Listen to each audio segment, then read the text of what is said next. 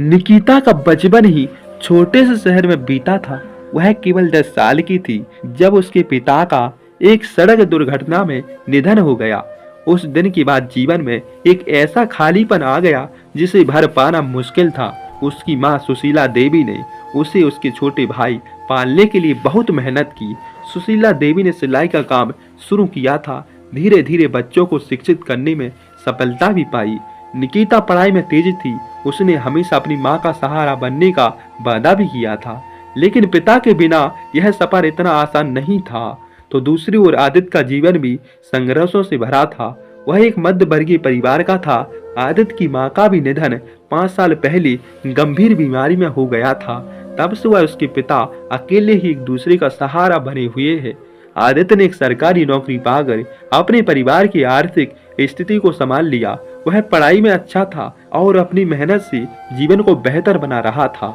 निकिता और आदित्य की पहली मुलाकात उसके रिश्तेदारों के माध्यम से हुई। दोनों परिवार ने एक पारिवारिक समारोह में एक दूसरे से मुलाकात की। निकिता और आदित्य के बीच पहली बातचीत में ही एक खास जुड़ाव महसूस हुआ। दोनों ने महसूस किया उसकी सोच और जीवन के प्रति दृष्टिकोण एक जैसा है। आदित्य ने कहा, मैं दहेज जैसी प्रथा में विश्वास नहीं करता। मैं चाहता हूँ हमारा रिश्ता समानता और सम्मान पर आधारित हो। निकिता ने उसकी बातों से प्रभावित होकर जवाब दिया, मेरे पास देने के लिए दहेज नहीं है, लेकिन मेरे सपने मेहनत करने की ताकत है। आदित्य के इस फैसले से उसके परिवार में हलचल मच गई। उसके चाचा चाची ने कहा, क्या बिना दहेज की शादी करना समझदारी है? यह हमारे समाज के खिलाफ है। लेकिन आदित्य ने साफ शब्दों में कह दिया, मुझे अपनी जिंदगी में साथी चाहिए, कोई सामान नहीं। अगर दहेज की मांग करेंगे तो हम रिश्ते की बुनियाद ही कमजोर हो जाएगी। दूसरी ओर निकिता के परिवार भी समाज का दबाव था। रिश्तेदारों ने सुशीला देवी से कहा, कैसे बिना गहनों दहेज की बेटी की शादी करोगी? यह तो पूरी परिवार के लिए शर्म की बात होगी। लेकिन सुशीला देवी ने हिम्मत दिखाते हुए कहा, अगर मेरी बेटी की काबिलियत और संस्कार ही उसके लिए काफी है तो एक ऐसा रिश्ता हमें चाहिए। आखिर दोनों परिवार ने आदित्य और निकिता के फैसले का सम्मान किया। शादी के लिए कोई बड़ी दावत नहीं रखी। मंदिर में हिंदू रीति रिवाज के साथ शादी संपन्न हुई। निकिता ने सिंपल साड़ी पहनी थी और आदित्य ने पारंपरिक कुर्ता पहना था। उनकी शादी में दिखावा नहीं था, लेकिन खुशी और प्यार की कोई कमी नहीं थी। शादी के दौरान पंडित ने कहा, यह विवाह समाज के लिए एक मिसाल है। शादी के बाद निकिता और आदित्य का यह कदम पूरे समाज में चर्चा का विषय बन गया।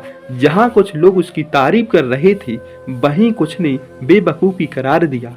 निकिता की सहेली ने कहा, तुमने तो साबित कर दिया बिना दहेज के खुशहाल शादी हो सकती है। वहीं आदित्य के ऑफिस के सहकर्मियों ने कहा, ताना मारा, तुमने तो मुफ्त में शादी कर ली।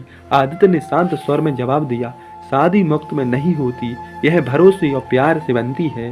शादी के बाद निकिता ने अपनी पढ़ाई जारी रखी। आदित्य ने उसका पूरा साथ दिया। उसने कहा, तुम्हारे सपने हमारे सपने हैं। निकिता ने अपनी मास्टर की पढ़ाई पूरी की और एक प्रतिष्ठित स्कूल में शिक्षक बन गई। यह उसकी पहली नौकरी थी और वह अपनी सफलता से बहुत ही खुश थी। आदित्य ने कहा, तुम्हारा सफर यहाँ से शुरू होता है और मैं तुम्हारे साथ हूँ। निकिता और आदित्य का बिना दहेज वाला विवाह समाज में धीरे धीरे एक मिसाल बनने लगा। आसपास के लोग जो पहले शादी पर ताने कसते थे, अब उसकी तारीफें करते। एक दिन सुशीला देवी की पड़ोसन ने कहा, आपकी बेटी ने तो समाज के सामने एक नया उदाहरण पेश किया है। अब मेरी बेटी की शादी में मैं भी दहेज नहीं दूंगी। आदित्य के परिवार भी लोगों के नजरियों में बदलने लगा। उसके चाचा चाची जो पहले दहेज के पक्ष में थे, अब कहते हैं, आदित्य और निकिता की शादी में हमें सिखाया है असली खुशी और सादगी समझदारी में है। हालांकि हर चीज इतनी आसान नहीं होती। समाज में बदलाव लाने के लिए निकिता और आदित्य को कई बार मुश्किलों का सामना भी करना पड़ता है। निकिता अपने स्कूल में देखा कि कई लड़कियों को कम उम्र में शादी के लिए मजबूर किया जा रहा है। वह उसकी मदद करना चाहती है, लेकिन यह आसान नहीं है। एक दिन उसने एक अपनी छात्रा पूजा को रोते हुए देखा, मैडम, मेरे घर वालों ने मेरी शादी करवा रही है, वे दहेज भी देंगे, मैं पढ़ना चाहती हूँ, पूजा ने कहा। निकिता ने पूजा के माता पिता से बात की, उन्हें समझाया उनकी बेटी शिक्षा उसकी बड़ी संपत्ति है। शादी के बाद भी हो सकता है, लेकिन शिक्षा बिना जीवन अधूरा है। उसने कहा, धीरे धीरे उसकी बातों का असर भी पूजा के माता पिता ने शादी टाल दी। आदित्य ने भी अपने स्तर पर समाज में बदलाव लाने की कोशिश की। उसने अपने ऑफिस में एक अभियान चलाया। वह अपने सहकर्मियों को दहेज की प्रथा के खिलाफ जागरूक करता। दहेज केवल एक प्रथा नहीं बल्कि एक बोझ है, इसे खत्म करना हमारी जिम्मेदारी है, वह कहता है। धीरे धीरे आदित्य के सहकर्मी भी उसकी सोच से प्रभावित होने लगे। निकिता और आदित्य का व्यवहारिक जीवन खुशहाल था। दोनों ने सादगी और समझदारी से अपने घर को सजाया। उसके घर में कोई महंगे फर्नीचर या आभूषण नहीं थे, लेकिन प्यार और सामंजस्य की कोई कमी नहीं थी। जल्द ही उसके जीवन में एक नई खुशखबरी आई। निकिता ने एक बेटी को जन्म दिया। उन्होंने उसका नाम आशा रखा। यह उसका विश्वास और संघर्ष का प्रतीक था।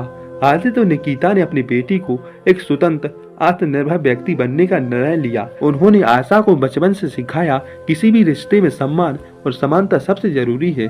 तुम्हें अपनी जिंदगी को कभी भी किसी पर निर्भर नहीं रहना, शिक्षा और मेहनत से अपनी पहचान बनानी है, निकिता अक्सर अपनी बेटी से कहती। निकिता और आदित्य का जीवन समाज के लिए प्रेरणा बन गया। उसकी शादी के बाद उसके आसपास के कई परिवारों ने बिना दहेज के शादी का निर्णय लिया। एक दिन आदित्य के चाचा ने कहा, हमने आपकी गलत सोच के कारण कई रिश्तों को खो दिया है, लेकिन अब हम अपनी अगली पीढ़ी को यह गलती नहीं दोहराने देंगे।